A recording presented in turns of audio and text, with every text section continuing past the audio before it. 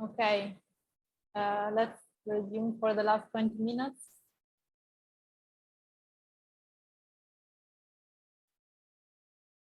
So as you will see on the code, there's more than what we could discuss in detail during the presentation we gave so far. The reason why we decided to leave those things is to give you the chance to explore a bit more other options. So we just look into the word clustering. You will see that in the code, there's also this one option for the partitioning around methods clustering. So you can play around with that and see how it looks like. For this session, we are going to start from where I stopped in the session before. So in the data folder, you will see that there's this R data part 2, and we'll start from there. However, as before, I suggested you open R via this rproj so that everything you do is linked to this folder, and you can store things with the ear package into the folder of this project. All right. If I click on the code, you will see the SA part 4R, which is the code we're going to use. And as in the previous session, I load the packages I need for this session. And I load this R data file, which is an environment. So as soon as I will load it, you will see that here many things will appear. The family data set, the sequence on the monthly basis, the sequence on a yearly basis, and so on. So there is already quite a lot of things there, the colors, the labels, etc. I don't have to run it again. I just have them ready to be used. Annette introduced briefly this complexity or quality indices. There are many available in the Treminer package. You can, here I just give you an example of those that Annette introduced at the beginning as those that receive some critiques over time. There are others you can explore in the package. One is the entropy, the turbulence, the complexity. And for each of them, you can test, you can generate an object that contains, for example, in the case of complexity, which is what Annette showed you, you can generate an object that contains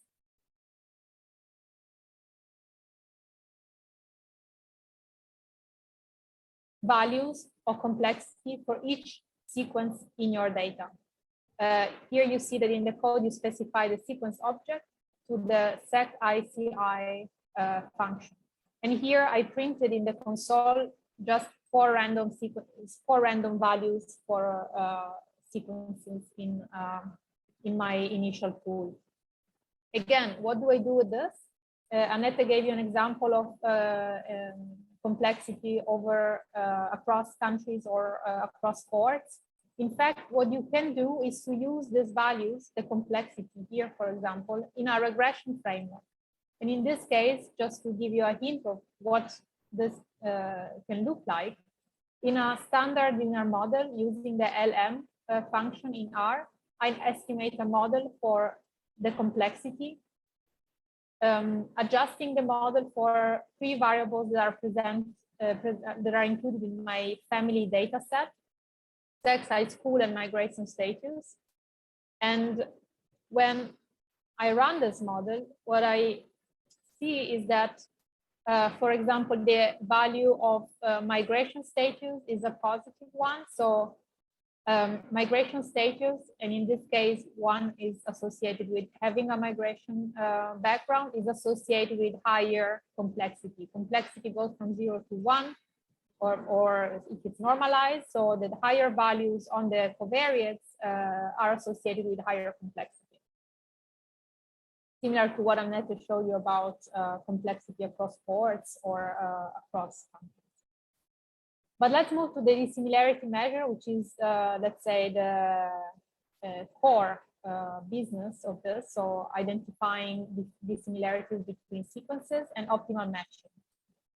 In the code, you will see some examples, but for exploring further your sequences. But what we focus on here is the basic command, which is the secdist, sequence distance function. And here we have to specify the sequence object, the method, which is optimal matching, the indel cost, the substitution cost, which is represented by this SM option, and whether we want the dissimilarities to be normalized or not. The indel cost can be specified with a number. The substitution cost is a bit more complex because the substitution cost implies either different or same costs for substituting one state to the other. If I use the option constant, this will give me a substitution cost standard for all states of 2. How do I know that? Because if I go to the help page of the secdist function and look at the specification of the SM option, you will learn that SM should be a matrix and can be defined as constant, and constant means equal to 2. All right, so let's try to run our first optimal matching here. It will take a little bit of time, not too long, because it's yearly sequences here, so it took only 3 seconds. There are some specifications here, and R is telling you that it has created a 9 times 9, because we have 9 states in our alphabet substitution cost matrix using 2 as constant value. Are we happy about this? Do we want to modify indel or substitution cost? We can do that. I'll show you how you can start working on that. But for now, we are happy with this configuration, and we stored this dissimilarity matrix in an object that I call OM1. I want to see how, for example, 3 sequences look like in my data set. And then I want to see how different they are according to the dissimilarity matrix that we just looked into. So I selected sequence 10, 50, and 99. And looking at the output in the console, we see that there's a matrix that has the 2 triangles, of course, that are correspondent one to each other. And we see that the distance between sequence 10 and sequence 50 is 1.3. And between sequence 10 and sequence 99 is 0.5. This means that the sequence 10 and 50 are more dissimilar compared to 10 and 19. Then you can kind of start thinking about why is this the case, and that's why you can print some of the sequences and start to identify where the differences that generate higher dissimilarity might lay. All right, you can change indel cost by simply changing the specification of the indel option. This is pretty much straightforward. I ran it just to have it afterwards at our convenience. We remain with this substitution at 2. What we do now is to start manipulating this substitution cost, because maybe we are not happy about the fact that all states have the same substitution cost as other states. So we might have theoretical reason why we want to attach a higher cost or a lower cost to the substitution of a specific state with another state. For example, here I give you an example of giving substitution cost equal to 1 if 1 is different. Sorry, there's a typo. If there's a different number of children, but the same state with respect to partnership. You remember that our alphabet now combines singleness, LAT, cohabitation, and marriage with the number of children. So I give 1 as a substitution between these states if there's the same number of children but different partnership. And I give 2 if any substitution of different partnership states. To do that, I have to create a matrix that reflects those costs. You remember that here, when I run standard secdist function, Stata did this in the R did this in the back for me, creating 9 times 9 substitution cost matrix using 2 as constant value. Now I generate this matrix myself using the substitution values that I want, depending on my theoretical reason.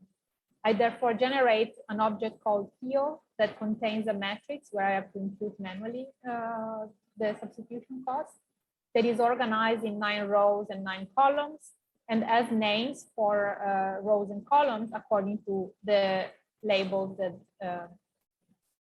my states have. And here is what I get, is an object that is a substitution cost that I can plug into the standard code for SecDist. So in this chunk here, you see that the code is the same as before, but instead of having constant, I now have this object here that I just generated. I run my code. And I get, again, my dissimilarity matrix based on theoretical substitution costs. You see that here I printed again an extract of it. And again, you can go back and forth from the visualization to this numbers to try to start giving them some meaning. I'll skip this in the interest of time, but I want to speak about this data-driven cost, given that someone raised this before, the transition rates. Can I use transition rates as substitution costs? Annette nicely outlined the pros and cons. Technically, of course, you can do it. And the way to do that is to use the tier rate option instead of constant when specifying the SM option in the SecDist function. So I can do this, and you will obtain your dissimilarity matrix based on transition rates. So you can, again, like double check what happens there. Remember that all the objects that we are creating now have been stored in my environment here. So I can, if I want to print them, I have them stored in this environment where we are working. So these are floating objects that I can use at my convenience. All right, let me quickly run this, because what I want to show you is like a quick way to compare across different options when you want to have a sense of how consistent are the dissimilarity matrices that you obtain by using different settings of the costs. So now it will take a short while, but it's almost there. So in your project, you test for different options, and you want to know how these dissimilarity matrices are correlated one to each other. What you can do is to calculate the correlation between these matrices. You have to do some data manipulation first, because you have to extract half, like one of the two triangles of the matrices via this data frame using the VEC option. And then you can calculate the correlation between the elements of this matrix that we just extracted. This object is a correlation matrix between 5 different cost settings that I tried in this example here. Of course, the correlation on the diagonal is 1 because it's of each dissimilarity matrix with itself. And then we can see what happens when we compare across them. But more nicely put, you can visualize it and see that many of them have high correlations, but some of them really tell a different story. So this will be reflected also in the clustering afterwards. So you have to be careful when picking one or the other of this option. So you see that for those who have like around 0.8 is a high correlation, but it's still not 0.95 as in other cases. So this is a heuristic you can use in this case. All right, and now the last part on cluster analysis. Different algorithms, as we discussed, we focus on this hierarchical clustering using the word linkage before. So this is the code that you have looked at already on the slide. So we use the H class option, function, sorry. And then you can plot your dendrogram here. And you can think about where you want to cut this dendrogram. Another method that I indicate here is the so-called elbow method. I don't go into much detail with that, but you can explore this function further by plugging this command in the help. All right. This is exactly what we have looked on the slide. What I want to introduce before concluding is the partitional clustering. These are specific functions of the Two-minor extras package. The WCK med range, admittedly, this is not a great user-friendly name, but this is how it is. This does the same thing that this function we have looked as cluster range does for hierarchical clustering. So it tells us how good is the partition for each type of, for each possible typology in terms of the cluster quality criteria. And here we can already see that there's something in cluster 4 and in cluster 5 as more or less in the hierarchical cluster.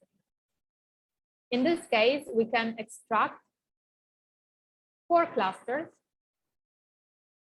recode them, and give them some labels, but also 5 clusters, because what I want to show you is how these clusters look like at the end, and how we can learn about what type of clustering, what type of typology we want to extract on the basis of that.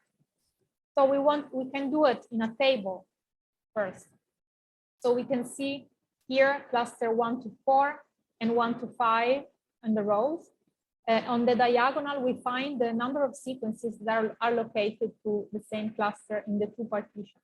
But we see that also the other cells do contain some sequences. It means that when we move from 4 to 5, some sequences are reallocated in other clusters.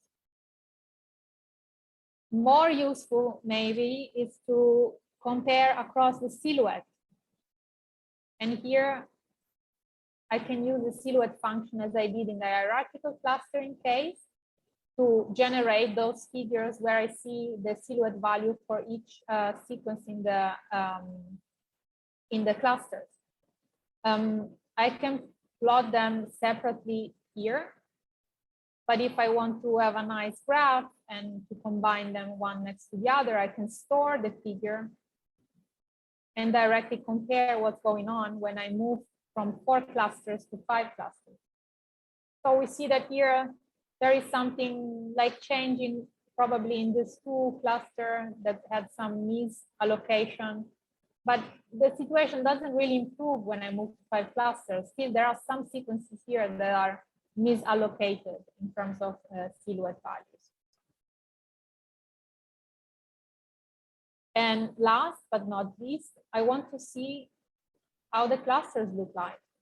And here are our 4 clusters, the distribution plot. So we see that our aim to maximize sequence dissimilarity between cluster and maximize sequence similarity within cluster to some extent has been fulfilled, meaning that, for example, in this cluster 3, a large majority of individuals are in singleness for a long time, probably, and only a few of them end up in marriage. So these are relatively similar to one to each other.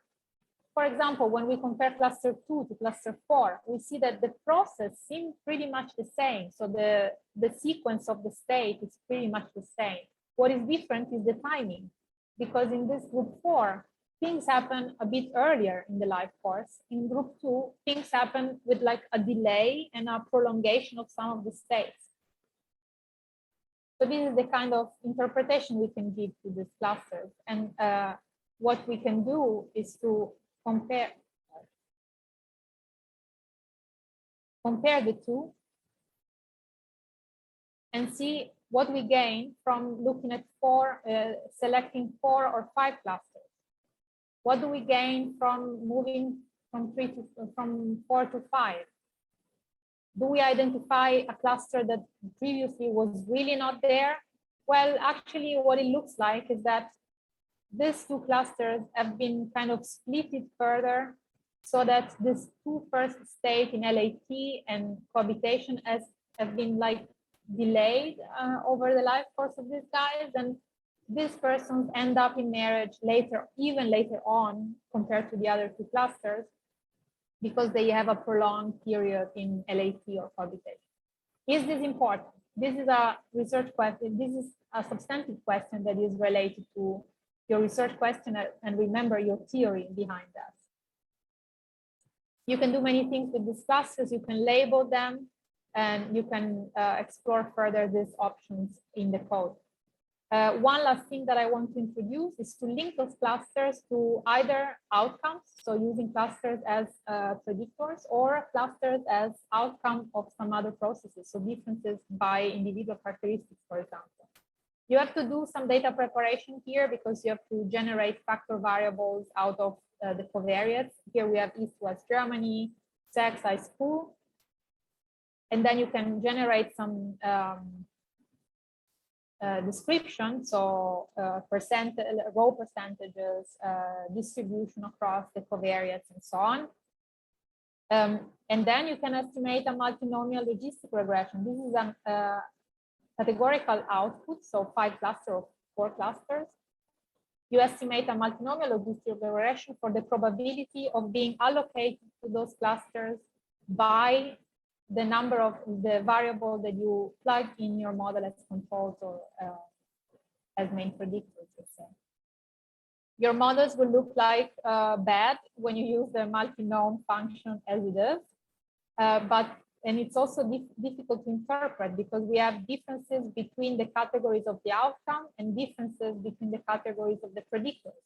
So what we suggest is to use predictions, and you can get linear prediction for the probability of belonging to each cluster for East and West Germans, for example, in this case. The same more or less applies to when we use clusters as predictors. So we can use a standard linear regression model if we have a linear outcome here. Here we have life satisfaction at age 40, which is a continuous value from 1 to 10, if I'm not wrong. And we can estimate the probability of having a certain level of life satisfaction as a function of those clusters. So the clusters now are not the outcome, but the predictor. The setting is pretty much the same, but this time it's not a multinomial logistic regression, but rather a linear model. And here we have a standard output of a linear model for the 5 clusters, so the 4 clusters against the reference category. And we see that from the estimates, there's a negative association with some clusters compared to the clusters of reference in terms of life satisfaction at age 40. So this is a very rough like introduction to the basic sequence analysis procedure in the steps that have been formalized, or let's say the mostly used in the literature so far. But as Annette said, there are very many advances and let's say more